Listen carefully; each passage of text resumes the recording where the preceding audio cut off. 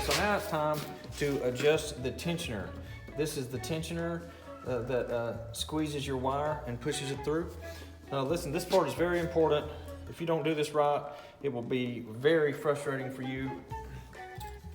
Okay, so what you want to do to start, I've already got this set right, but anyway, I'm going to show you how to do it. So you want to loosen this up until when you pull the trigger, the wheels just spin on the wire, and it won't push the wire through. It's too light. Okay, and then you want to tighten it up until it starts to push the wire.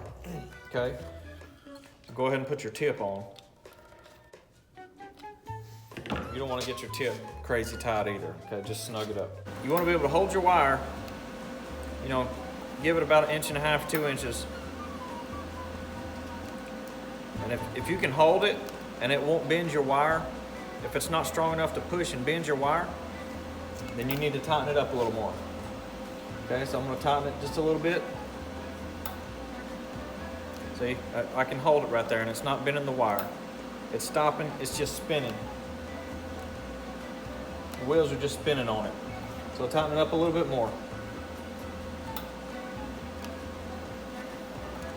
Just keep doing that till you get it. Give it a couple inches.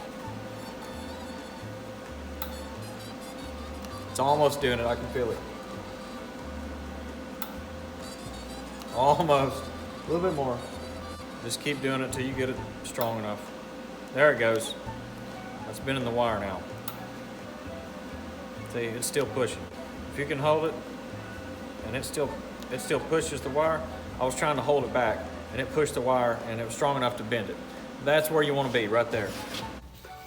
If you get these too tight, what will happen is eventually, say you're welding and the wire burns back onto your tip, and it melts it to the end of your tip. Well, it holds it. It's basically welded it to your tip. Okay, that happens sometimes.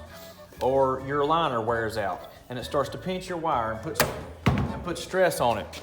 It will hold your wire and it won't let it flow through. Well, if this is pinching it so hard that it's going to push it no matter what, it will either break the wire or it will just keep feeding it and create what we call a bird's nest. It will just be a ball of wire and it'll be a mess, and it's aggravating. You have to undo all this and clean it out and pull it all out. You have to rerun your wire all the way through it again, and it's just a pain in the butt.